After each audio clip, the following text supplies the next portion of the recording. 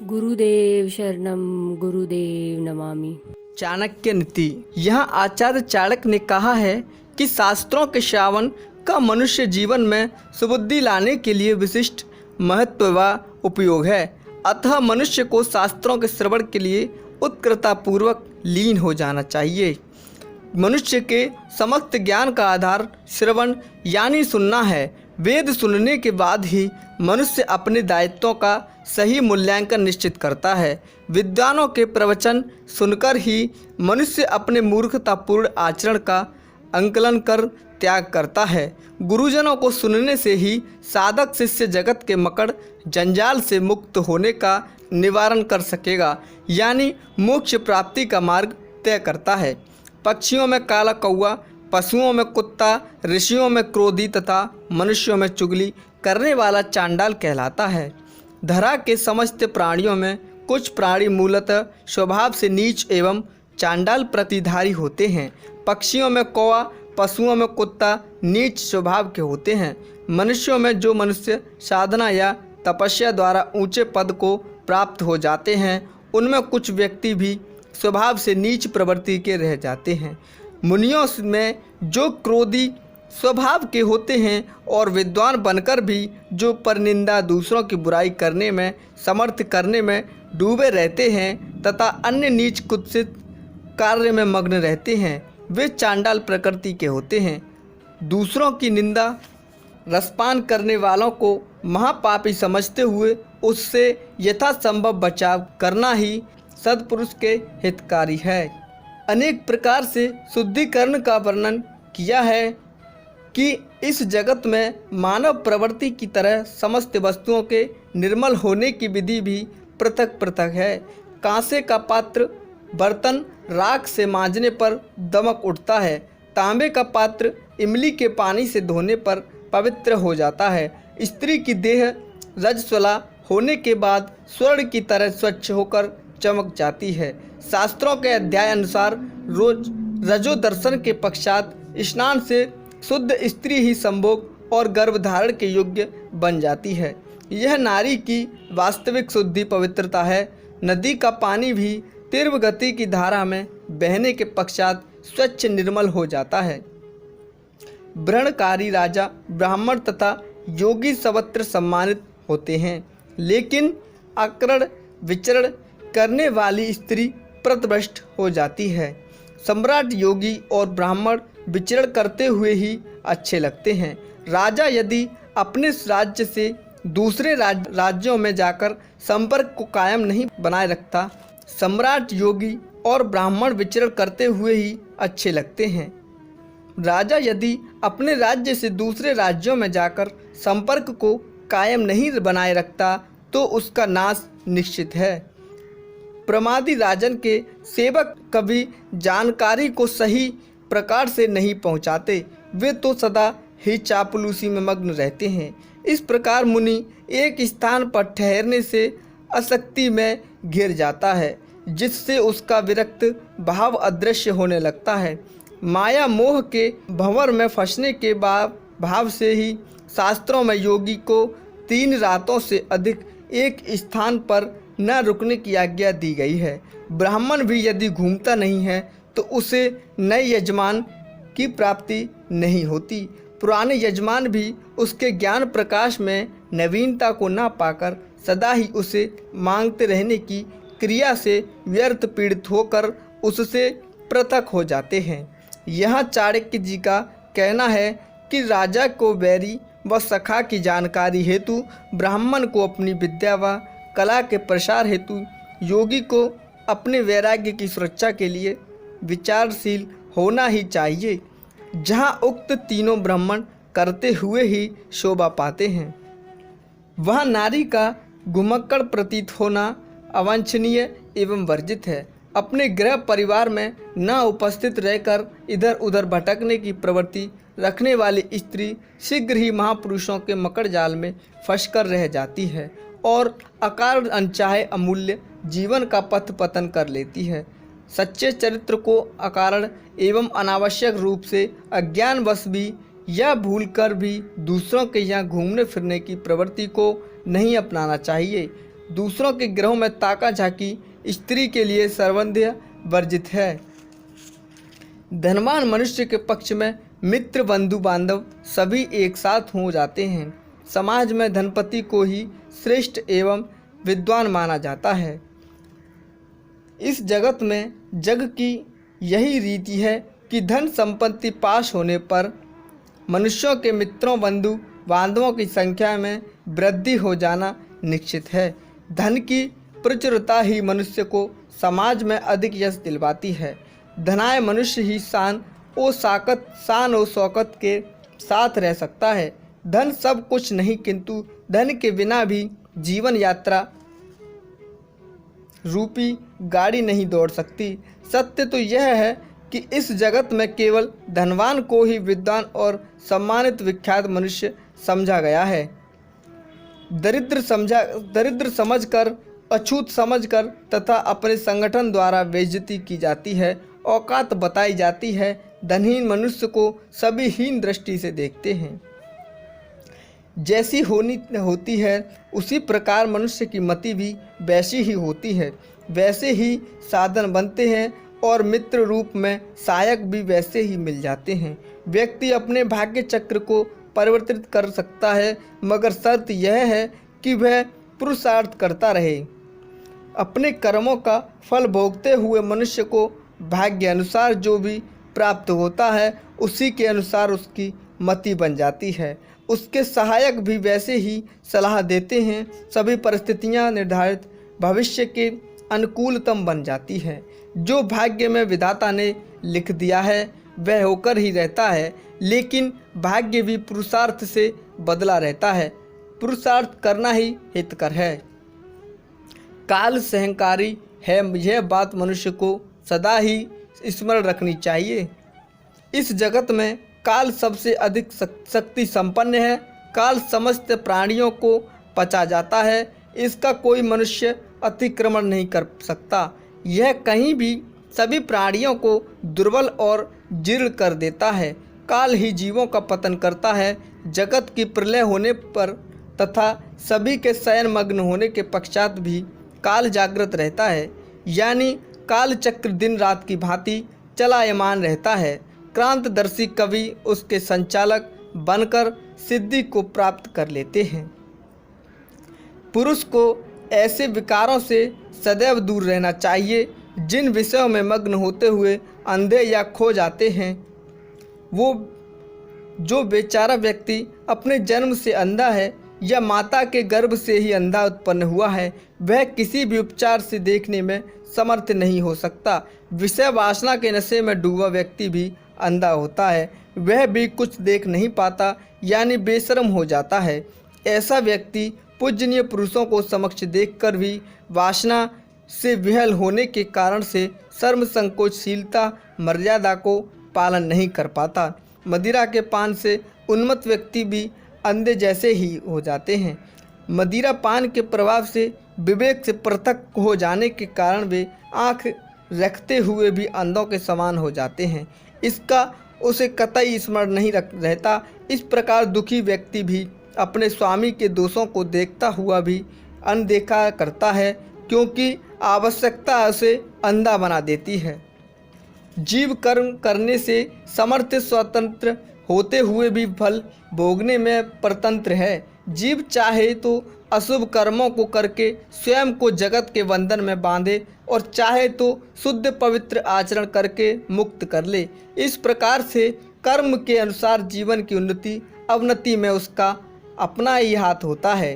हर प्राणधारी की आत्मा जीवात्मा सभी कर्म करने में आज़ाद है। प्राणी स्वयं ही करता है और उसका फल भी स्वयं भोगता है। सभी समस्त योनियों में भटकता फिरता है और यदि सौभाग्य से उनके ज्ञान रूपी नेत्र कपाट खुल जाएं तो अपने ही पुरुषार्थ से अपने पागलपन या मूर्खतापूर्ण के दौर से निकलकर विवेक के मार्ग पर आ जाता है, मगर यह भी वह अपने आप की त्यागी तपस्या से संभव बना सकता है। राजा पुरोहित पति गुरुदेव का दायित्व क्रमश प्रजा राजा पत्नी और शिष्य की दृढ़ता के संग साधारण में प्रवृत्त करना होता है। इसी में ही उक्त चारों का हित छुपा है। कर्म करने और फल भोगने में आत्मा प्राय एकाग्रचित होती है, किंतु इसके अपवाद भी होते हैं। जैसे औलाद द्वारा किए गए अपराध का फल माता पिताश्री को नैतिक दृष्टि में भोगना ही पड़ता है, ऐसे ही प्रजा के द्वारा किए गए दुष्ट कर्मों का फल राजा को स्वयं ही भुगतान करना पड़ता है। पत्नी के द्वारा किए गए अविवेकपूर्ण कार्यों का दंड भी पति को स्वयं ही भुगतना पड़ता है और शिष्य की दुर्तता से उसके गुरुदेव को अपमानित होकर दंड के रूप में भुगतना पड़ता है। ऋण लेकर गृह का खर्च चलाने वाला पिताश्री बैरी होता है, क्योंकि उसकी मृत्यु हो जाने पर उस कर्ज की अदायगी उसकी संतान को उठानी पड़ती है। व्यभिचारिणी माता भी दुश्मन के रूप में निंदनीय और त्याज्य होती है, क्योंकि वह अपने धर्म से पिताश्री के और पति परमेश्वर के वंश को कलंकित बना देते हैं। इस प्रकार जो नारी अपने सौंदर्य का गर्व करके पति परमेश्वर की अपेक्षा करती है, उसे भी शत्रु के समान मानना चाहिए। धूर्त पुत्र भी कुल को कलंकित करता है या करने के समान है, वह भी त्याज्य है। अपने उद्यम से परिवार का निर्वाह करने वाला पिताश्री, पतिव्रता माता और अपने रूपवान और सौंदर्यता के प्रति घमंड न करने वाली नारी और विद्वान पुत्र ही श्रेष्ठ होते हैं, हितकारी भी होते हैं। कंजूस व्यक्ति सदैव धन का भूखा होता है, जोड़ तोड़ से वह धन की प्राप्ति में मग्न रहता है, 99 के फेर में लगा रहता है, इसीलिए उसे धन देकर वशीभूत कर लेना कोई कठिन कार्य नहीं।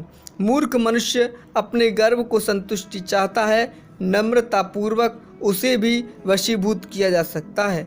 धूर्त व्यक्ति के संभव में यह नहीं कहा जा सकता कि कब किस समय क्या कामना कर बैठे, इसीलिए उसके मन की अभिलाषा के रूप अनुरूप कार्य कर देने से ही वह संतुष्टि को प्राप्त हो सकता है, जबकि विद्वान मनुष्य वास्तविक स्थिति या सच्ची बात कह देने मात्र से ही तसल्ली पा जाता है। किसी प्रदेश में न रहना ही अधिक हितकर है, किंतु किसी ही दुष्ट सम्राट के राज्य में रहना कदापि श्रेयस्कर नहीं। दुष्ट मित्रों की संगति से अच्छा किसी मित्र का ना होना, दुष्ट शिष्य होना कोई भी शिष्य का ना होना अच्छा है। ठीक इसी प्रकार से बुरी नारी के बजाय बिना स्त्री के रहना सबसे अच्छा है। मनुष्य को चाहिए कि वह किसी अच्छे राजा में जाकर वास करे। योग्यता और शिष्टतम मनुष्य को ही मित्र बनाना चाहिए और पात्र समझकर ही शिष्य को अपनी विद्या या शिक्षा देनी चाहिए। और पवित्रता, पतिव्रता तथा सदाचारणी नारी से ही विवाह संस्कार रचना उत्तम है। जो मनुष्य आचार्य चाणक्य के मतानुसार नहीं पालन करते, वह सदैव दुखों के बादलों में घिरे रहते हैं। सुखी बने रहने के लिए दयालु राजा के राज्य में वास करना चाहिए। संकटों के बचाव या रक्षार्थ के लिए सुयोग्य व्यक्ति को मित्र बनाना चाहिए। रति भोग के सुख हेतु कुलीन कन्या से विवाह रचना चाहिए तथा यश लाभ के लिए योग्यता पुरुष को शिष्य बनाना चाहिए। दुष्ट क्रूर राजा के राज्य में प्रजा कभी सुख का आभास नहीं कर सकती। दुष्ट और नीच मनुष्य से मित्रता करने में किसी भी व्यक्ति का कल्याण संभव नहीं है। दुराचारी नारी को पत्नी बना लेने से गृहस्थ सुख का आनंद कलह में परिवर्तन होकर संभोग सुख की प्राप्ति नहीं होगा। ठीक इसी प्रकार से यदि दुष्ट व्यक्ति को शिष्य के रूप में ग्रहण कर लिया जाएगा तो उससे गुरु की कीर्ति में अपयश का प्रसार होगा। शेर व बगुले से एक एक गुण तथा मुर्गे से 4 प्रकार के गुण गुनने में संकोच कदापि नहीं करना चाहिए। कुत्ते से 6 गुण, गधे से 3 तथा कौवे से 5 गुण सीख लेना चाहिए। शेर का वंचित गुण अपने शौर्य से मृत शिकार से भक्षण करना। बगुले का विशिष्ट गुण सहवासियों को अपनी दयालुता का यकीन दिलाना। मुर्गे के विशेष 4 गुण अपनी प्रेमिका को दबोच कर रखना, जाति बंधु बांधवों से संयुक्त होकर रहना, नव प्रभात में अपनी वाणी से जागृत करना, युद्ध के लिए सदैव तत्पर रहना।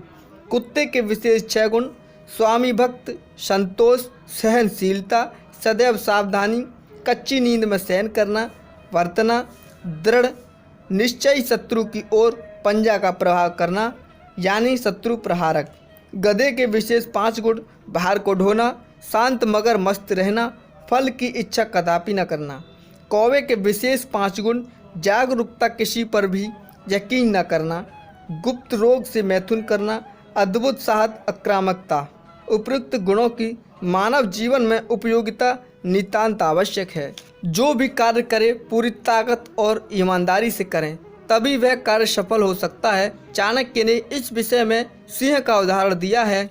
व्यक्ति जो भी छोटा या बड़ा कार्य आरंभ करे तो अपनी पूरी शक्ति लगाकर ही करे। पूरी शक्ति अर्पित कर प्राणों का दांव खेलकर शिकार जैसा कार्य शेर से सीखना चाहिए। कार्य आरंभ करके सफलता पाने का मंत्र पाने का एकमात्र उपाय यही है कि जो भी कार्य तुम करो तो मन से पूरी शक्ति से समर्पण से करना चाहिए। व्यक्ति को बगुले से कार्य करने की प्रेरणा लेनी चाहिए, जिससे वह पूरी निष्ठा से एकाग्रित होकर सफलता पाता है। बुद्धिमान मनुष्य को यह प्रेरणा या गुण भी बगुले से सीख लेना चाहिए कि समस्त इंद्रियों को अपने अधीन करके तथा स्थान, समय और अपनी ताकत का पूर्वानुमान लगाकर कार्य सिद्धि के लिए लीन हो जाना चाहिए। यही आवश्यक है। विद्वान मनुष्य को गधे के 3 गुण आवश्यक ही चुनने चाहिए। गधे के उत्पन्न थकान से चूर चूर होने पर बोझ को ढोते रहना यानी अपने दायित्व कर्म से पृथक ना होना, कार्य साधन में सर्दी गर्मी बरसात की कदापि परवाह ना करना यानी परिस्थितियों में ढलना, जूझना और अपने अनुकूल बनना, सदैव ही संतुष्ट रहकर विचरण या भ्रमण करना यानी फल की चिंता ना करके अपने कर्म में लगे रहना या लीन रहना। यह 3 गुण मानव के लिए जीवन भर उपयोगी हैं। आचार्य चाणक्य ने कहा है कि मनुष्य को अपने समस्त जीवन में 4 गुण मुर्गे से भी ग्रहण अवश्य कर लेना चाहिए। समय पर जागृत होना, युद्ध की ललकार होने पर उसमें सदैव तत्पर रहना, खाते समय मिलजुल कर या संयुक्त होकर परिवार के लोगों में बांटकर खाना, स्वयं खोजबीन कर खाद्य पदार्थ भक्षण करना। जो यह ना देखे कि वह जानवर या पक्षी से क्या और क्यों सीख रहा है, उसे जिसमें भी जो गुण नज़र आ जाए उसे सीखना चाहिए। छिपकर मैथुन करना, चारों ओर दृष्टि रखना अर्थात चौकस रहना, उचित समय पर भविष्य के लिए कुछ ना कुछ संग्रह करना, कभी आलसी ना होना, किसी पर भरोसा ना करना। कहा गया है कि कुत्ते के गुणों आदतों से मनुष्य शिक्षा ग्रहण कर सकता है।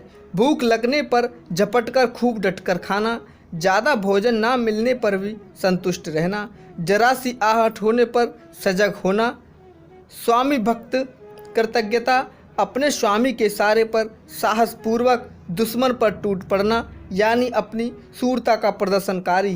कुत्ते के गुणों को मनुष्य को अपने जीवन में जरूर अपनाना चाहिए। जो बुद्धिमान पुरुष सुंदर गुणों को अपने मूल स्वभाव में सम्मिलित करेगा और उन पर अमल करेगा, वह अपने सभी समस्त कार्यों में सफल प्राप्त कर विजयी हो जाएगा। मनुष्य का सर्वोत्तम गुण यही है कि किसी भी गुण को बुद्धिपूर्वक अपने मस्तिष्क में परिपूर्ण विद्यमान करे। यहाँ पर आचार्य चाणक्य जी ने कहा है, उपयुक्त गुणों के विषय का विवेचना कर संबोधित किया गया है। उनका अभिप्राय यह है कि जो समझदार पुरुष शेर, बगुले, मुर्गे, कुत्ते, गधे, कौवे से 20 गुण को भली भांति अध्ययन या गुण लेता है, वह अपने जीवन में पराजय का मुंह नहीं ताकता। उसे जीवन में सदैव और सर्वत्र विजय की प्राप्ति हो जाती है। आज के लिए इतना ही। धन्यवाद।